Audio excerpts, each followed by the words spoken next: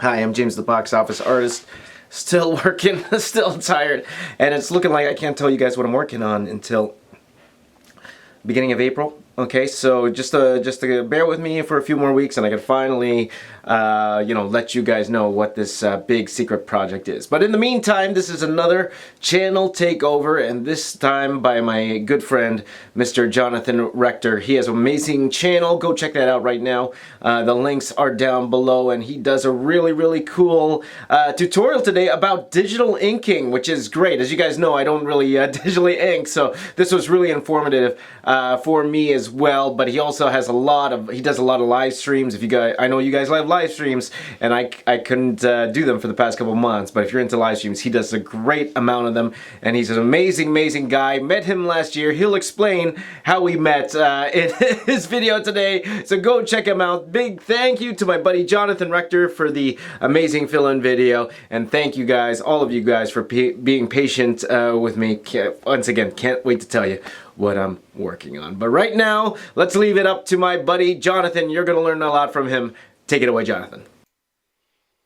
Hey everybody, how's it going? My name is Jonathan Rector, and I just wanted to first and foremost say thank you to James for giving me this opportunity to share my artwork with his entire audience.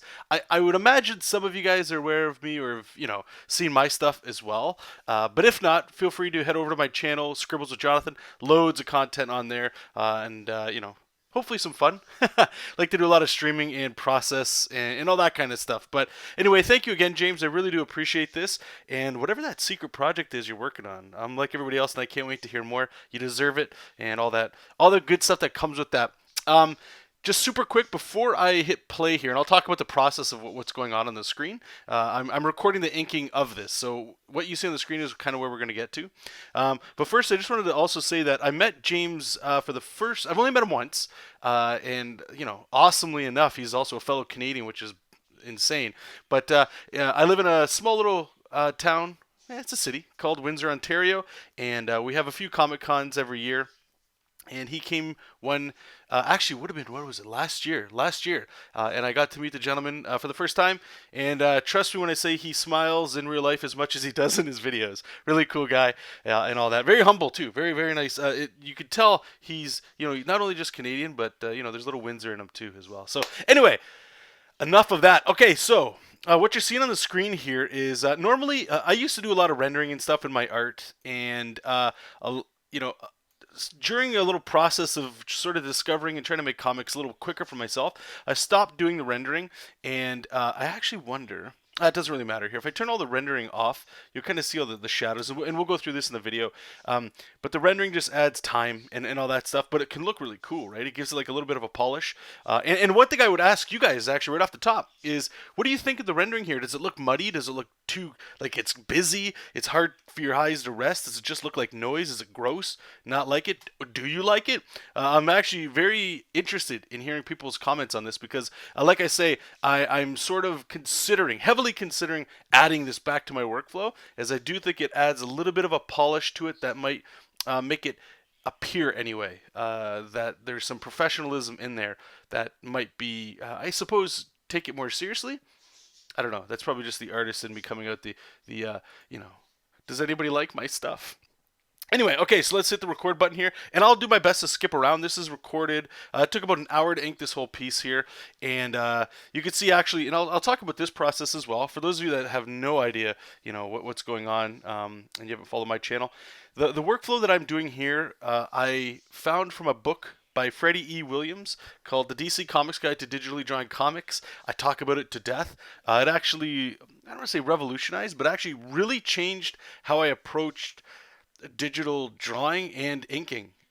The reason I started doing this was out of necessity. There was a time when I was very fortunate enough to be able to try and get work doing comic books. Currently, I am a lead designer at a video game company here in Windsor called iDream Interactive, and I'm very interested in pursuing comics as a potential like real-time thing. Like taking this seriously and giving it the respect and the determination that it really does need. Not that I haven't necessarily done that before, but it's something that is really pushing me forward in 2018. And I hope for the best, and I'm going to do what I can to get there. But back when I first started doing this, I was just doing penciling. This would have been probably around 2013 or 15, and as I don't even know if any of you guys were around back then doing some of this comic book stuff, but it was very, I don't want to say hard, but in the indie scene, the traditional thing is you could do pencils, inks, then coloring and lettering, right? But the trick was trying to, find work doing that. And a lot of the work I was finding was just, they wanted pencilers and inkers. So I was doing my best. Like, I'm not an inker at all. I don't consider myself an inker. What I'm doing right here, I almost consider like a penciling. This is how I would traditionally sort of pencil. I know I'm using big black chunky shapes and stuff, but the shading with the pencil is really what feels a little bit more organic to me. And it's just through the magic of digital tools that I'm able to have that feeling of it.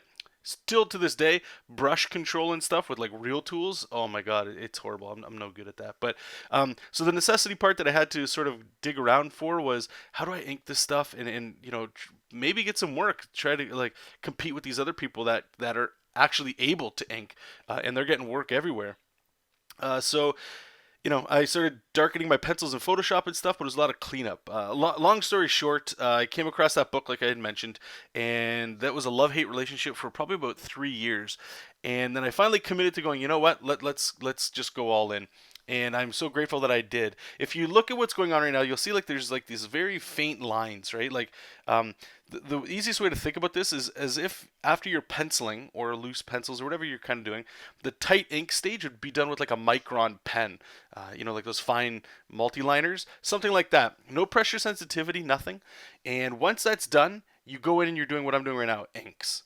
Now, the one stage that I did get rid of, and I'm doing back now, are these solid black shapes. So all I started to do was just line weights. Now, if you look at this character's head, and I'll talk a little bit more about him towards the end here. The character's head here, those are line weights. That's like all I would do. And the reason for that is, I don't know about you guys, but the world of digital colorists, especially in comics, if you've seen them, tremendous, absolutely beautiful colorists. And I thought, instead of adding all this heavy black and rendering and stuff, you can get a really solid colorist on it, and it would almost transform the way your artwork looks, for the better. And, some of the colorists that I've worked with on indie projects, they tend to flatten a lot of the color. And what happens is a lot of the time spent rendering your image gets lost. It gets drowned out. And that sucks because of how much time it takes to do that sort of stuff, right? But the naive thing, I mean, in retrospect, yes, that makes sense. Comics, unless you're doing the entire thing yourself, let's just assume Marvel, DC, or a published book, right? You're just a cog in a machine, right? You're just an extra gear. And you're all working in tandem to make the best project you could possibly make. So why not let everybody sing and do the best and leave everybody's talents allow them to do what they're going to do? And because of that, that's why I started to pull away from the shadows. But in hindsight, the reality is, and this is just as I'm getting to be an older man, the reality is people do, especially nowadays, look at artwork that's part of the comic that's not in the comic, right? Meaning, there's going to be people that look at, like, let's say this picture here, and I will post the inks online, and people will see that and still appreciate that. For those that do like it, I'm not trying to be, like all up in my head in a pompous a-hole here or anything, but you could see certain things where you're like, maybe I like that, and you're like, okay, cool, I like that artwork, and then that sort of thing follows, as opposed to people really following you just for the finished product, if that makes a lot of sense to anybody. So anyway, back to process. So I'm slapping big chunky black inks on here. This is what some people call spot inking, I think. I always get them mixed up. And the idea there is just to like really place your shadows, and then we're going to go ahead and add some rendering after that. Right here you can see I actually lower the opacity because I find sometimes like with big, like this is an 11 by 17 inch 300 dpi file, so it's a big file. It's like as if you're working on a traditional piece of paper, like an artboard, and this character is very large, right? This is almost like a cover. It's a splash page here, and sometimes you just got to get a big fat marker to get a lot of this like organic kind of rendering. At least that's the idea that I'm trying to do, or shadows, I should say. And to do that, I got to get a big fat brush, but there's so much detail and overlapping shape that if it's just pure black, you could quickly drown over that and you lose that energy that you would normally have when you would just slap down a line. You know what I mean? So I lower the opacity so I can still see it. Like right here, you'll see I'm just erasing right above the calf muscle there, right? So I can still get the energy in there and then just clean it up. Now, and the other thing I should say, why I'm trying to go a little rough with this, like you can see it's like chunky shapes, right? Like all in here, all in there. It's like that could be smooth, right? But the reason I left it like that is once we get to rendering, I feel like it adds a little bit of organicness to it, you know, that sort of thing. So let's actually just, let me see if I can skip forward a little bit, at least until we can get to some inking. Or not inking, sorry, some rendering. So we can see some action. Okay, so here we go. Apologize for the screen being rotated here on the Cintiq. I had to, manipulate it so I could get like a proper angle here. So right now, all I'm doing is I'm just trying to pull these lines to give the illusion of form, wrapping in a space, and as well as fading to a gray. Since we're working with black and white inks, you don't get gray. So in order to get gray, we do rendering. And it's a very simple way to do that. As well as, honestly, I've said this for a while now, and it's my belief, and I mean, this might sound a little, in the sky, whatever, but I find that a lot of comic book artists and artists in general, mostly like when you're doing line art and rendering, we're magicians. It's our job to lie to the viewer that what they're looking at isn't a flat piece of paper, right? You're looking at what I'm drawing right now, and if I do a decent enough job, you'll start to believe that this is form, wrapped in shadow, wrapped in rendering, it's a 3D object. There's depth, right? And if we do it correctly, people won't even notice, and that's your job. So that's sort of going there with that. Let's see if we can just kind of skip it around here. I don't want to take too much of your guys' time.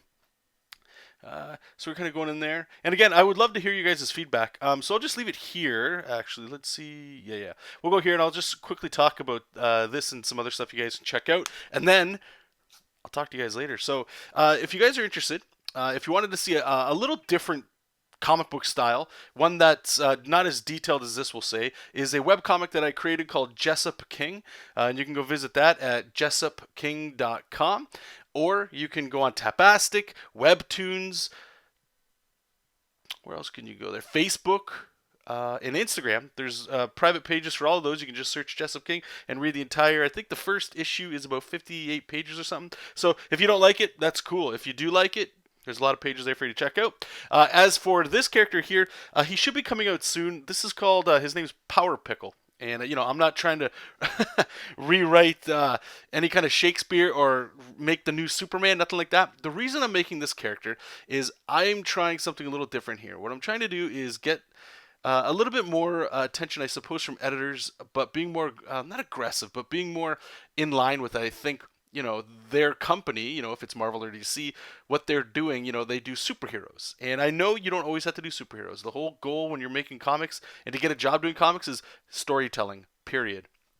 But the problem I was finding that was with Jessup King anyway, he's got a big mustache. He almost looks like Mario on steroids, that kind of thing. And his sidekick is a octopus squid looking thing, right? With like a Ninja Turtle head. They're not old women and old men and little kids having coffee and tea together, and then Mole Man breaks out of the ground, and then maybe the Justice League show up. Like, that doesn't happen. But when you ask and meet editors, sometimes they'll get you to do a sample script, right? And usually there's superheroes in those, right? There might be like a small moment of storytelling. So what I thought I would do is just sort of get rid of the middleman and just sort of make my own superhero, whatever, and just write little 5 to 10 page stories that I would consider to be sort of like samples, as if I was getting them from these editors. So this first little chapter here is going to be 5 pages, and it basically just goes over, and you'll find out more about it. He's a villain, but not really. He's just cast as a villain. All he wants to do is get enough money to, fix his spaceship so he can leave the planet. That's about it. But the superheroes, they don't really talk to them. Because they're doing superhero things, and they just kind of beat him down and save the day and leave. And he's pretty naive, and he's almost childlike, so he doesn't really see. That's why he's smiling while he's robbing a bank, kind of thing here, with policemen in the background. So anyway, if you guys are interested in that right now, you guys can follow me on social media and all that stuff. I'll be making a little bit of noise as this comes out, so you guys can just follow it if you're into it. And I don't want to plug it too much here. I'll get out of your guys' ear. If you guys are interested on Patreon, I post this stuff always first over there, so you can see process more of like what you're looking at here before it goes up everywhere else. Just like, it's Patreon. That's what like everybody's doing, right? So just close this up here so you guys can see one more time the final here. I'll zoom in. So we can get some nice, juicy, high-res stuff. And anyways, I will say goodbye to you guys as I normally do on my YouTube channel. And thank you once again, James. I really do appreciate this opportunity. And it was nice to meet all of you for the first time. And I hope to see you guys all soon. So anyway, take care. Keep reading comics. Keep making comics. And I will talk to you soon. Bye-bye.